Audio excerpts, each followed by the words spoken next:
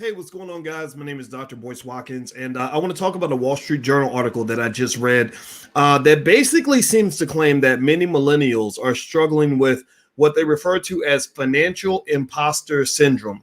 Now, imposter syndrome is basically when you feel like you don't belong. And so I want to talk about millennials and money and why millennials who struggle with financial imposter syndrome, or anybody who, even those who are not millennials, should take a second look at yourself. And we're going to break this all down on the Black Financial Channel. So buckle up your seatbelt, get comfortable. We're going to get started right now.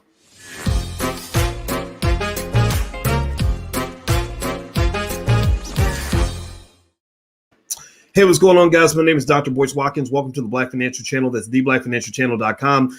We talk about financial literacy and financial news and information every single day, but we do it from a Black perspective. We put our community first. We solve our problems before we solve anybody else's problems. We believe that the Black community is one of the greatest communities of all time, and we are going to solve the wealth gap by ourselves because we ain't waiting on nobody to solve that problem for us. If you agree that Black people should come first, then put a hashtag B and the number one in the chat.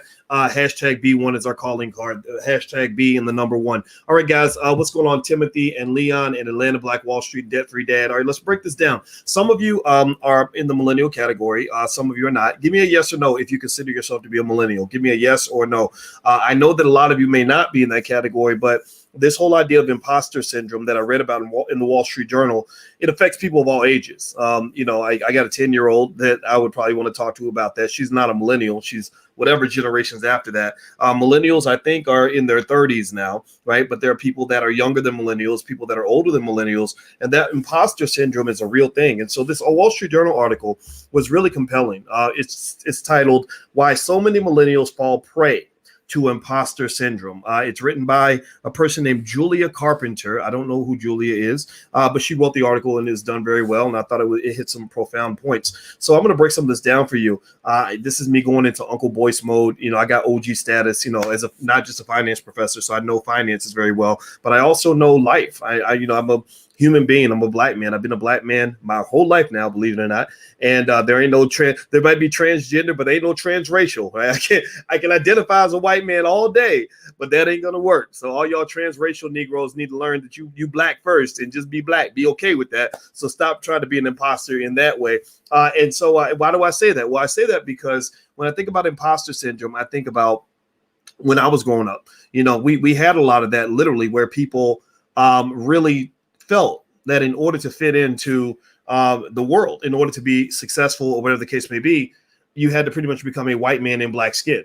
Anybody remember those days where and it's still kind of like that for some people, right? You go into spaces, they call it code switching. Anybody remember stuff like that where you felt like you had to code switch, or they would tell you silly little things like, well, if you're Black, you got to work twice as hard to get half as much, right? Anybody remember stuff like that? If you're Black, you got to be twice as good to get half as much, twice as good to be half as much.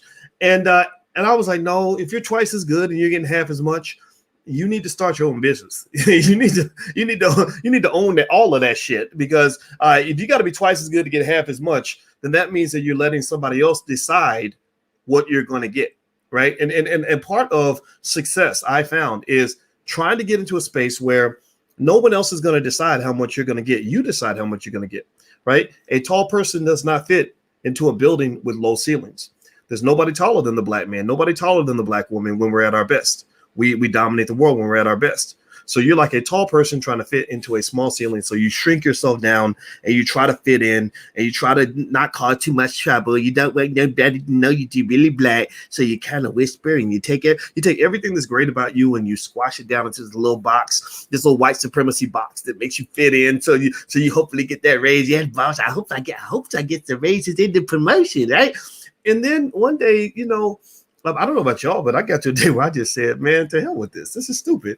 I'm not going to stop shining just so I can make you comfortable. And this ain't just a racial thing. I went through this when I was at Syracuse University, and I was looking, I wanted to teach at an HBCU really bad. I really did. I went to Howard University, and they offered, the offer that they were going to make to me was nothing. And I had to interview the Chinese guy who was running the finance department. I said, why is a Chinese man running the finance department at an HBCU? That doesn't make sense. That ain't right. And but I did try to impress this little Chinese guy who pretty much seemed to conclude that, that I was a little too out there to fit in, right? When I went to Prairie View A&M, I was told that you have to kind of, you can't really be doing all this other stuff because that's going to cause people to have some jealousy and some issues. So you might want to tone that down. And I said, no. I said, God put me on this earth to shine. I'm going to shine. I'm going to get this. We're going to make this happen. And I'm glad I took that route. It felt a little strange because I didn't have anybody supporting me. I mean, you talk about imposter syndrome. My God, I felt like an imposter every single day, right? You're like, who am I? Who am I to think that I'm doing all this? Like, who do you think you are? You go through that, right? Like, who the hell you think you are? What makes you think that you're special, that you're different? And I don't know what kept me going forward, but I did. And now I know who I think I am, right? Now I know who I was actually going to become. And when you're 25, 26, 30 years old, 35 years old, you don't always know those things. So when I read this article about millennials with imposter syndrome, I said, boys, I know I'm talking about myself in the third person. Alicia says that's a sign of narcissism. So let me take that back. But I did literally say to myself, I'm going to talk about this because maybe some young person will hear this and it will inspire them to shine their light. Now, as we move forward, do me a favor, please hit the thumbs up button, share button, subscribe button. If you have not done that yet, please subscribe to the channel. We'd love to have your support. Also, if you go to the allblackagenda.com, there is actually a $5 a day investing plan you can feel free to take a look at on how to build wealth from literally investing $5 a day. And I want to also mention to you, some of you asked me about people that come into the chat that have my name that will send you personal inbox messages saying, here, sign up for this, sign up for that. Here, let me sell you some Bitcoin. That is not me. That is not me. Those are scam pages. When you become a public figure, people create fake pages and they email people using your name and pretending to be you. So do not fall for any of that. Please don't do that. All right. So with that being said, let me talk a little bit about this. So I was reading the article and so what they're basically saying here, and I'm gonna read some of this to you. She says, that she has thoughts when it comes to money. For example, she says, I don't know what I'm doing when it comes to managing my money. I don't deserve to be earning, spending, or saving as much as I am. I just know I'm going to screw all this up eventually anyway. And she says, these are some of the thoughts that run through my head whenever I open a banking app or check my credit score. Me, a personal finance reporter at the Wall Street Journal. My confidence in my job and my confidence in my own finances are two different things. I'm not alone in feeling insecure about managing my money. And she says that one source of many millennials' insecurity is the scar of the 2008 recession, says Maggie Germano, a financial coach based in Washington, D.C. At that point, millennials were either early in their careers or still in school, so they had little or nothing in the way of reassuring experiences to fall back on. More than a decade and another recession later, many are still hesitant to claim their newfound success. Quote, they always feel things will fall apart financially. I have clients who make really good money, but then worry about losing everything. So what she talks about is imposter syndrome, which is the phenomenon of doubting your own hard work or hard-won success and feeling like a fraud in certain spaces. This kind of self-destructive thought pattern can also infiltrate our feelings about our finances, and all too often does for millennials. The fear means you can have a harder time making tough money calls or trusting your own decision-making. On top of that, the widening gap between those who could sustain their financial stability in the pandemic and those who couldn't can lead to a greater feeling of financial imposter syndrome. Quote, there are plenty of people who are not suffering during the pandemic who have been able to make progress. It can definitely feel weird. Okay. Yes. So imposter syndrome is more common than many people realize. Research shows that 82% of people report that they have felt like an imposter at some point in their life. So let's go ahead and have a quick confessional. I want y'all to confess to Dr. Boyce, Uncle Boyce. Dr. Boyce and Uncle Boyce are both in the room. I'm that much of a weirdo that I have multiple personality disorder. Might as well get it out there. I'm kidding. I don't really have it, but let's pretend. But Dr. Boyce and Uncle Boyce would like for you to confess. How many of you have ever felt like an imposter? How many of you have ever walked into a room and wondered if you belonged in that room? How many of you have ever, been in a space where you didn't feel like you quite belonged, or you felt like you were kind of pretending, faking it till you make it, or maybe you already made it, but you still feel like you're faking it? Has anybody ever gone through that? I'm raising both hands because I felt that way.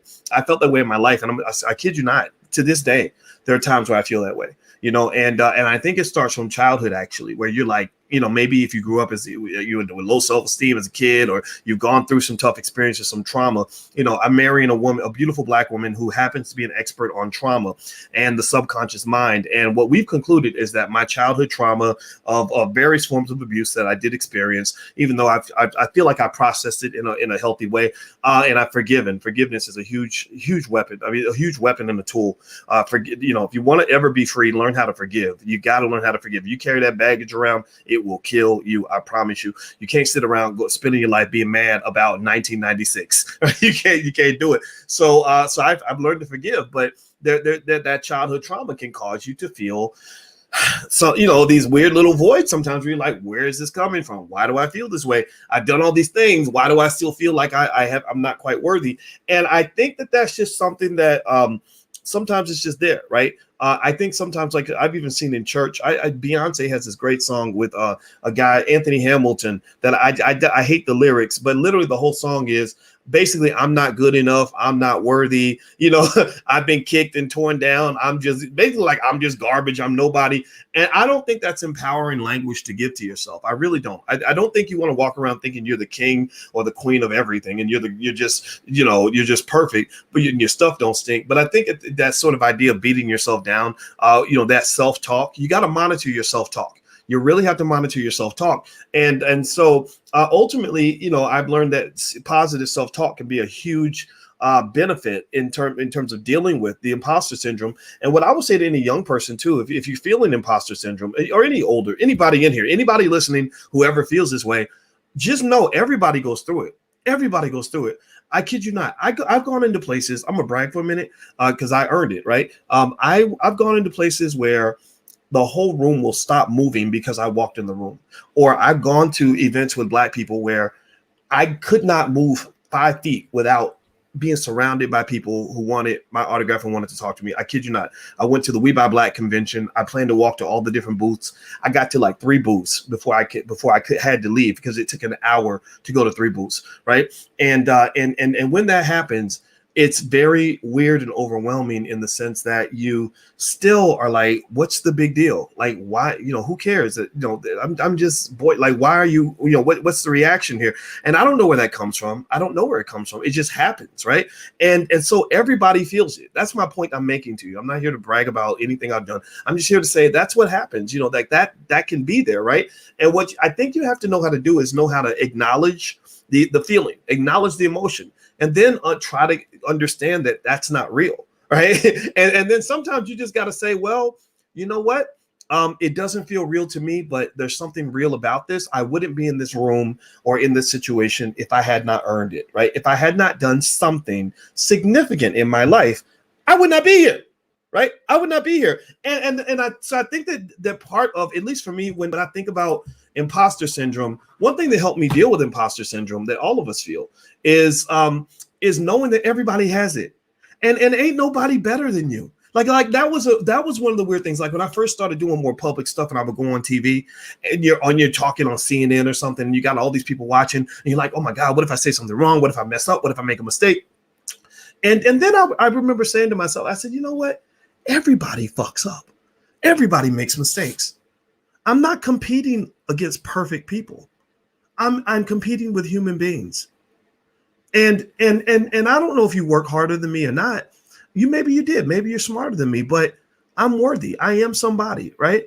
And I think that sort of accepting the idea that everybody that looks perfect to you ain't as perfect as they pretend to be. That's a huge part of dealing with that imposter syndrome issue, because one thing I feel that makes me feel bad about a lot of Black folks is young kids, especially, is that they're growing up on social media and they're going on Instagram, and nobody's really telling you the truth about their life on Instagram. Everybody's lying. Everybody's pretending. Everybody's an imposter. Everybody's putting up pictures. Not everybody, but everybody's putting up stuff that makes their life look wonderful and perfect and better than yours. and one thing that they have found is that, especially amongst young people, see, I'm old enough to remember life before social media. I'll tell you how I'm turning 50, and I remember a time where we would talk about the internet, and they said one day you'll be able to order a pizza on your computer. I was like, how in the hell can you order a pizza on a computer? How do you get on a cell phone? And how is a phone going to be a computer? Like, we didn't have cell phones, right? We had the rappers with the big old, y'all remember those big walkie-talkie phones? Look like they paramilitary troops, like they're in the Marines in the jungle, and they have these big old phones with the beeper on the hip, right? Like that's like so those who grew up with social media, I feel bad for some of them because they see people doing things and putting pictures up and everybody's flaunting and flossing and pretending, and you start feeling like you haven't done enough, you're not good enough, you're too ugly, you're not successful, you're not as happy as they are, and it's a terrible feeling. And so this idea of internet detoxes or social media detoxes is a real thing. Social media was designed to be addictive, and drugs depress you. Drugs take you to highs and then take you to lows. The biggest drug being pushed right now by the corporations is social media. Social media is the new crack cocaine. So you have to make sure that when you are supercharging your life with social media, using it for whatever purpose you have, because it can be good, right? Connects you with relatives, it allows you to do business, all that. You got to take that time to do a detox, right? So when I'm working, I turn off my phones. I don't want beeps and buzzes and all that in my ear. I turn on my phone. I don't check my emails. I don't check my Facebook. I don't check anything when I'm really trying to work. So you have to do that. And also you have to just know most people are not really showing you their real life. They're showing you their alleged best life. Okay. So give me a yes or no in the chat if you understand what I'm saying. Hit the thumbs up button, share, subscribe button if you haven't done it yet.